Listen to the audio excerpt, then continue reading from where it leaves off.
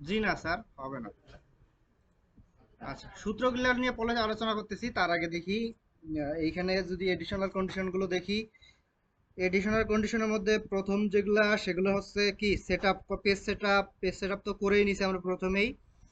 তারপরে পরে যেটা আছে দেখেন, সর্টিং দা কি result sheet by total using the descending order. এখানে বলছে যে টোটালে ডিসেন্ডিং অর্ডার অনুসারে সর্টিং করতে। ডিসেন্ডিং মানে কি, বড় থেকে ছোট। তাহলে ওই সেম নিয়ম, আমি সিরিয়াল থেকে একটা জিনিস মাথায় রাখবেন, যেগুলো মার্জ করবেন, মার্জ কেমনে করে, এই যে এগুলো তো একটা সেলে করে ফেলছি না, এখানে মার্জ এন্ড সেন্টার করে, এটাতে এরকম থাকতো। তাহলে যেগুলো সেল মার্জ করে ফেলি ওই সেলগুলো আমরা শর্টের মধ্যে নিয়ে আসবো না। তাহলে কি করব, সিরিয়াল থেকে শুরু করে র্যাঙ্ক পর্যন্ত, যেহেতু আমার মার্কস করা নাই এ পর্যন্ত আমরা সিলেক্ট করলাম। সিলেক্ট করার পর সর্ট অপশনে যাব। সর্ট থেকে কাস্টম সর্ট, কাস্টম সর্টে গিয়ে এই টিক চিহ্ন উঠাই দিলাম। তারপরে সর্ট বাই কোন কোন নাম্বার কলামস করতে চাই, জি। তাহলে কলামস জি, এরপরে এইখান থেকে শুধু লার্জ টু স্মলার। তাহলে এটা করে দিয়ে ওকে করে দিলাম। তাহলে যেটা হলো ফেলগুলো সামনে চলে আসছে। তারপরে দেখেন বাকি যে বড় থেকে ছোট সেটা হয়ে গেছে। তাহলে আমরা শর্ট করলাম টোটালের, এটা আমাদের একটা কন্ডিশন ছিল। আচ্ছা, rank equation, rank automatically update হয়ে গেছে, আমাকে আর নতুন করে আপডেট করতে হবে না। এটা নিয়ে সমস্যা নাই। ক্যালকুলেশন দ্য ম্যাক্স মার্ক আমরা বের করে ফেলছি, তাই না? 7 নম্বরে বের করে ফেলছি। 8 নাম্বার কন্ডিশনটা বলছে অ্যাভারেজ বের করতে। তাহলে আমি নতুন আরেকটা কলামস অ্যাড করে ফেলতে পারি, VRAG, এভারেজ। এটাও সর্ট করে ফেলি, পুরাটুকু সিলেক্ট করে এটা একটা বর্ডার করে দেই। এইখানে আমরা টোটালের অ্যাভারেজটা বের করে ফেলতে পারি। অ্যাভারেজের জন্য সূত্র হলো ইকুয়াল অ্যাভারেজ, ইফ না সরি, অ্যাভারেজ। এখানে তো আমাকে কোনো কন্ডিশন নাই, শুধু অ্যাভারেজ বের করতে বলছে। তাহলে এই যে টোটাল মার্কটা সিলেক্ট করে দিলে আই থিঙ্ক চলে আসবে। হ্যাঁ, কেন নতুন কেবল দেওয়া হলো?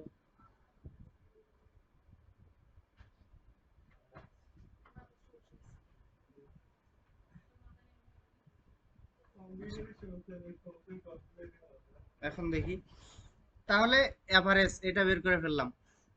এটা যদি যোগ করে এখানে যদি যোগফলটা করে ফেলি, অটো সাম 4 দিয়ে ভাগ এই সেল ভাগ 4, তাই না? তাহলে এভারেজ, এইভাবে আমরা এভারেজটা দেখায় দেবো না। আমি ভাবলাম যে ফেল দিলাম যেহেতু, তাহলে এভারেজটা আসবে কিনা। আচ্ছা, তাহলে এইভাবে এভারেজটা বের করে দিলাম।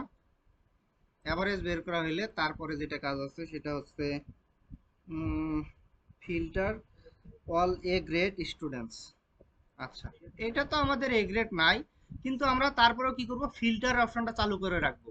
যদি কেউ এ গ্রেড পায়, পাইতে পারে না, অন্য স্টুডেন্ট বলছি তো যে আরো স্টুডেন্টের অপশন থাকতে পারে, তাহলে আমরা কি করব, ফিল্টারের অপশনটা শুধু চালু করে রাখবো। সিলেক্ট করলাম হেডার রোটা, সিলেক্ট করে ফিল্টার থেকে শুধু ফিল্টার। এটা তো আর খুব বেশি কঠিন কাজ না, তাই না? এখন আমি সে লেটার গ্রেডে আইসা যদি এ গ্রেডের স্টুডেন্ট থাকতো, তাহলে সে এখানে এ সার্চ করে যদি থাকতো তাহলে তো চলেই আসতো, তাই না? তাহলে সেটা বের করতে পারবে। তাহলে যেহেতু নাই, আমরা শুধু কি করে রাখবো, ফিল্টারটা করে রাখবো। এরপরে কি বলছে, set the page number footer in worksheet. তাহলে পেজ নাম্বার সেম ভাবে আগের মতোই, তাহলে পেজ অপশনে আসতে পারি। এরপরে এটা তো ওই যে যেটা ঝামেলা হয় সেটা হচ্ছে 2 পেজে চলে যায়, আমরা এটা ল্যান্ডস্কেপ করে দেবো। তাও 2 পেজে গেছে, নাম দেখা যায় যে অনেক বড় হয়ে গেছে, ছোট করে ফেলতে হবে। যেগুলো ঘর সব বড় হয়েছে সেগুলো আস্তে আস্তে ছোট করা শুরু করে দেন। এইভাবে ছোট করলেই 1 পেজে চলে আসবে। তাহলে এটাতে কিন্তু নতুন করে যে ফিল্টার, আলাদা করে ফিল্টার লিখে বা শীট আলাদা করতে হচ্ছে না, তাই না? এটা সেম শীটেই কাজ করবো আমরা। কি রে, হ্যাঁ। তাহলে এইভাবে এটা নিয়ে আসলাম। কি বলেন রে, কি আলোচনা করেন? তাহলে এটা হলো, এরপরে কি বলছে, save the submit. The spreadsheet as the as per assessor instruction. তাহলে অ্যাসেসর যেভাবে আমাকে সেভ করতে বলে সেই হিসেবেই সেভ করতে হবে। যদিও আমাদের এর প্রথম পেজেই কি আছে, সেভ করা ইনস্ট্রাকশনটা অটোমেটিক্যালি দিয়েই দিছে, কারণ হচ্ছে এক্সএলএস ফাইল, সিএসভি ফাইল এবং পিডিএফ ফাইল। তাহলে এই ফাইলটাই আমি কি করে ফেলবো, এক্সএলএস সিএসভি পিডিএফ সব করে ফেলবো। সেভ অ্যাজ, ব্রাউজ, ডেস্কটপে আমি সেভ করলাম এটা। তাহলে ডেস্কটপ, এটা এক্সেল সেভ হয়ে গেল। আমি আবার সেভ এসে যাব, ব্রাউজ, এইখান থেকে শুধু পিডিএফ, তাহলে পিডিএফ সেভ করে ফেললাম, পিডিএফ হয়ে গেল। এখানে তো সেম কালারের একটা অবশ্যই আছে। আচ্ছা, এই দেখেন প্রথম পেজের যেটা জবের অপশন, সেটা হচ্ছে সেই পেজে আইসা 16 নাম্বার কন্ডিশনটা দেখেন, identify duplicate value and mark of same with same colour. তাহলে সেম কালার যে আমরা আগে কন্ডিশনটা করছিলাম ওই অ্যাপ্লাইটা আপনাকে করতে হবে। তাহলে আমি সেভের অপশনটা শেষ করে ফেলি, যদিও আপনি সেভ করবেন এইটা কাজ করার পর, আমি আগে করলাম। তাহলে এটা বলে দিলাম যে এটা একটা ঝামেলা সিএসভি ফাইল। আচ্ছা যাই হোক, তাহলে যেটা করতে হবে আপনি আরো আগে কালারাইজ করে নেবেন। এই যে এখানে যে সেম কালার বিষয়টা বলছে, তাহলে আমি পুরোটুকু সিলেক্ট করে ফেলবো। সিলেক্ট করে হোম থেকে এই যে কন্ডিশন ফরম্যাটিং, হাইলাইট, এখান থেকে ডুপ্লিকেট, ওকে। তাহলে এটা করে দিলে এইটা অবস্থা আপনি সেভ করে দেবেন। এখন আপনি তাকে অ্যাসেসরকে ফাইল দেখাবেন। আর ওই যে ফুটারে নাম্বার, পেজ নাম্বার দিতে হবে, এটাও দিয়ে ফেলবেন। তাহলে এটা দিয়ে আপনি এখন পুরো ফাইলটা সেভ করে ফেলবেন। প্রথমে এক্সেল, তারপরে সিএসভি সেভ করতে পারেন, অথবা পিডিএফ সেভ করে নিলেন, তারপরে সিএসভি ফাইল সেভ করলেন। তাহলে এটা যেটা করলাম, তারপরে আপনাকে অবশ্যই করতে হবে, ইনফো থেকে পাসওয়ার্ডটা সেভ করে ফেলতে হবে। পাসওয়ার্ড, তাহলে 1 2 3, তাহলে পাসওয়ার্ড দিয়ে সেভ করে ফেলতে হবে, ঠিক আছে। তো এটাও কিন্তু আমার কন্ডিশনে দিয়ে আছে। তাহলে মোটামুটি এটা হলো এডিশনাল যে আমাদের ইনস্ট্রাকশন গুলো ছিল সেগুলা। এটা কি বুঝতে পারছেন? এখানেতে কঠিন কিছু নাই, আমরা খালি নতুন করে অ্যাভারেজের একটা সেল অ্যাড করে দিছি। এইটা গতবার মনে করেন যে আমি তো এইভাবে দেখাই দিই নাই, যে আলাদা করে বলছি যে নিচে যে কোনো একটা সেলে শুধু অ্যাভারেজ লিখে এখানে সেভ করে রাখতে, ওইটাও করতে পারে নাই।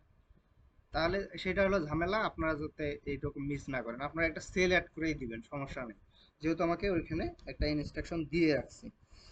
আচ্ছা, তাহলে এটা পেজ সেটআপ তো অবশ্যই করবেন ঠিকঠাক। পেজ সেটআপের যে অপশনগুলো দিয়ে রাখছে, এটা ফাইল যেভাবে সেভ করতে বলে অবশ্যই সেভাবে সেভ করবেন। বুঝতে পারছেন বিষয়টা? এইটা, তাহলে এটা মোটামুটি এক্সেল, আমাদের দুইটা এক্সেল ছিল, দুইটা এক্সেল মোটামুটি আমরা শেষ করলাম।